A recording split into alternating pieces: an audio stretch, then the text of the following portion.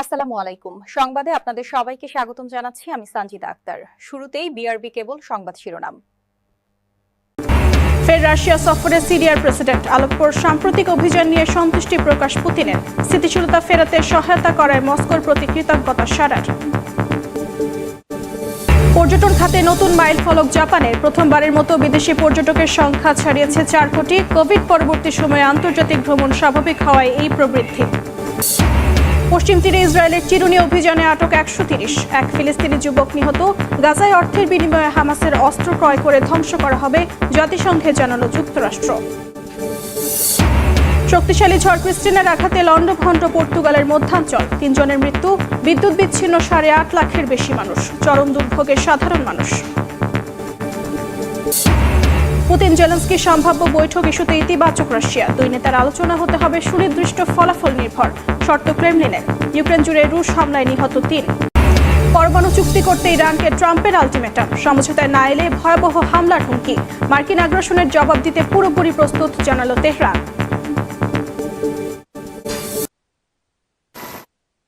ইরানে হামলা চালাতে পারে যুক্তরাষ্ট্র। কয়েকদিন ধরেই এমন জল্পনা কল্পনা চলছে। এই পরিস্থিতির মধ্যে তেহরানকে আলটিমেটাম দিলেন মার্কিন প্রেসিডেন্ট ডোনাল্ড ট্রাম্প। নিজের সামাজিক যোগাযোগ মাধ্যম ট্রুথ সোশ্যালে দেয়া এক পোস্টে তিনি বলেন, একটি বিশাল নৌবহর ইরানের দিকে এগিয়ে যাচ্ছে।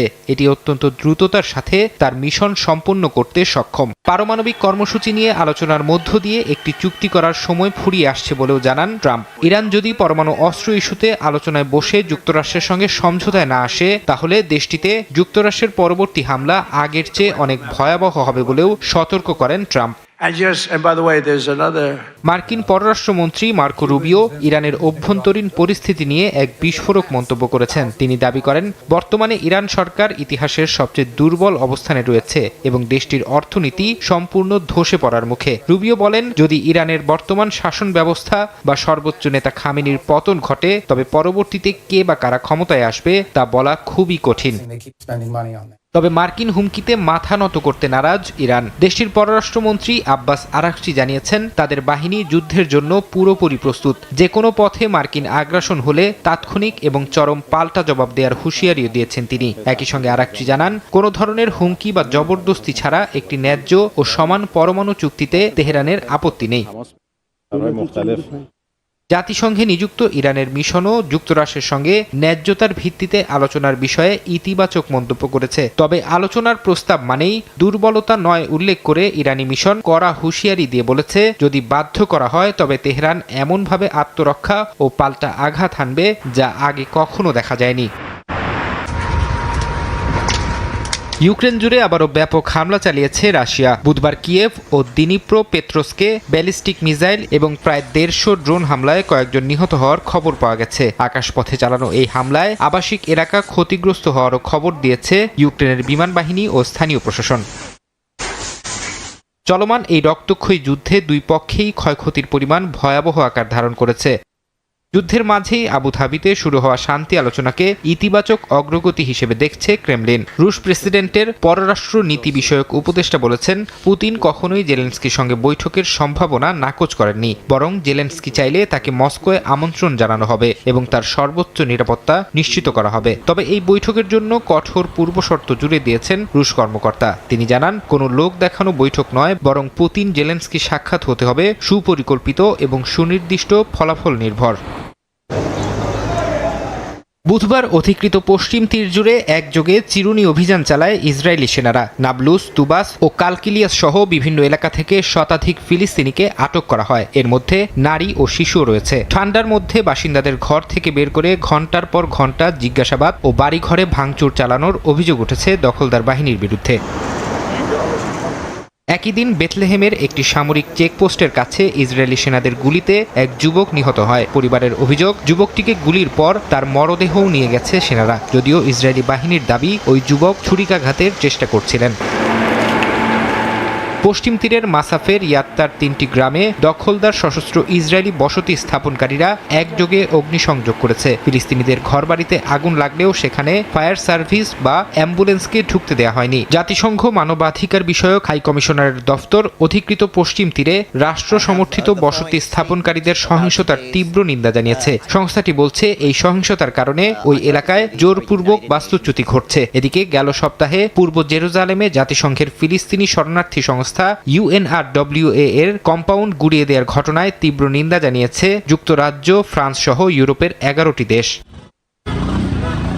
এদিকে গাজায় অর্থের বিনিময়ে অস্ত্র ক্রয় কর্মসূচি চালু করা হবে বলে জাতিসংঘের নিরাপত্তা পরিষদে এক পরিকল্পনা তুলে ধরেছে যুক্তরাষ্ট্র। মার্কিন রাষ্ট্রদূত মাইক ওয়ালস বলেন, হামাসের কাছ থেকে অস্ত্র সংগ্রহ করে সেগুলো ধ্বংস করা হবে। তিনি সাফ জানান, গাজার শাসন ব্যবস্থায় হামাসের প্রত্যক্ষ বা পরোক্ষ কোনো ভূমিকা থাকতে পারবে না। আন্তর্জাতিক স্থিতিশীলতা বাহিনী ISF গাজায় শান্তি ও নিয়ন্ত্রণ প্রতিষ্ঠা করবে। এই বাহিনীর গাজায় নিয়ন্ত্রণ প্রতিষ্ঠার উপর ভিত্তি করে ইসরায়েলি সেনাবাহিনী গাজা থেকে প্রত্যাহার করা হবে। 2024 সালে বাশার আল আসাদের পতনের পর থেকেই সিরিয়ার ক্ষমতায় বসে যান বর্তমান প্রেসিডেন্ট আহমেদ আল সারা। সেই সময় পতিত স্বৈরাচার বাশারকে আশ্রয় দেয় মস্কো। তবে সিরিয়ার নতুন কূটনীতির পর থেকেই পরিবর্তন হতে থাকে মস্কো দামেস্কের সম্পর্কে। সেই ধারাবাহিকতায় রুশ প্রেসিডেন্ট ভ্লাদিমির পুতিনের সঙ্গে সাক্ষাৎ করতে দ্বিতীয়বারের মতো মস্কো সফরে সারা। বৈঠকে সিরিয়ার বর্তমান প্রশাসনের প্রশংসা করে পুতিন বলেন, দেশটির ভৌগোলিক অখণ্ডতা পুনরুদ্ধারের প্রক্রিয়া গতি পাচ্ছে। সরকারি বাহিনী পিকেকে সংশ্লিষ্ট YPG নেতৃত্বাধীন গোষ্ঠীর কাছ থেকে বিস্তীর্ণ এলাকা পুনর্দখল করায় এই অগ্রগতি সম্ভব হয়েছে বলে মন্তব্য করেন তিনি। সিরিয়ার বৃহত্তর অঞ্চলে স্থিতিশীলতা ফিরিয়ে আনতে রাশিয়ার সহায়তার জন্য পুতিনকে ধন্যবাদ জানান সিরীয় প্রেসিডেন্ট। ক্রেমলিনের জন্য সিরিয়ার ভূমধ্যসাগরীয় উপকূলে অবস্থিত হামিমিম বিমান ঘাঁটি ও তার্তুস নৌঘাঁটি কৌশলগতভাবে গুরুত্বপূর্ণ। রুশ কর্তৃপক্ষ এই ঘাঁটিগুলোর অবস্থান ধরে রাখতে দামেস্কের সঙ্গে সমঝোতার আশা প্রকাশ করেছে।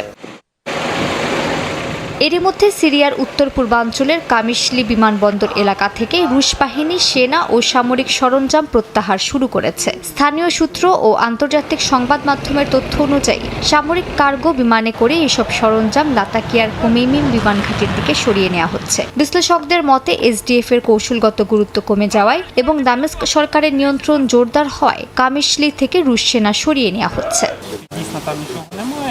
স্থানীয় সময় বুধবার আলেপ্পোর পূর্বাঞ্চলের তিশরিন বাঁধ সংলগ্ন এলাকায় বেসামরিক বাড়িতে পুঁতে রাখা স্থলমাইন বিস্ফোরণে কয়েকজন সিরীয় যুবক নিহত হন। স্থানীয় গণমাধ্যমের তথ্য অনুযায়ী এসব মাইন কুর্দি নেতৃত্বাধীন SDF বাহিনী পুঁতে রেখেছিল। এর আগের দিনও একই এলাকায় ঘরে ফেরার চেষ্টা করা আরও কয়েকজন বেসামরিক মানুষ প্রাণ হারান।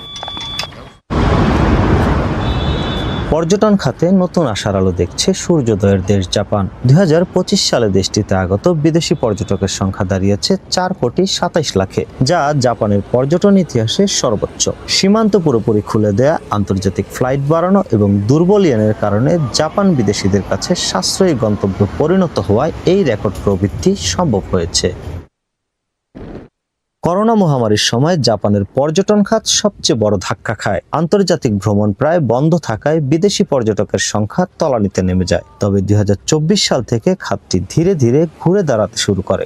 ওই বছর 3,68 লাখের বেশি বিদেশি পর্যটক জাপান ভ্রমণ করেন, যা মহামারীর আগের সব রেকর্ড ভেঙে দিয়ে 2025 সালের নতুন সাফল্য গড়ে। ইতিবাচক অগ্রগতির মধ্যেও একটি উদ্বেগজনক দিক সামনে এসেছে। 2025 সালের ডিসেম্বর মাসে চীন থেকে আসা পর্যটকের সংখ্যা আগের বছরের একই সময়ের তুলনায় প্রায় 45% কমেছে। চীন জাপানের অন্যতম বড় পর্যটন বাজার হওয়ায় এই পতনকে গুরুত্বের সঙ্গে দেখা হচ্ছে। চীনা পর্যটকের সংখ্যা হ্রাসের কারণগুলো নিয়ে জাপান সরকার বিস্তারিত পর্যালোচনা করছে। পরিস্থিতি স্বাভাবিক করতে এবং তাদের আস্থা পুনরুদ্ধারে কূটনৈতিক যোগাযোগ জোরদার সহ বিভিন্ন পর্যটন প্রচারণা ও নীতিগত উদ্যোগ নেওয়া হয়েছে। সরকারের লক্ষ্য ভবিষ্যতে সব দেশ থেকে পর্যটকের আগমন বাড়ানো।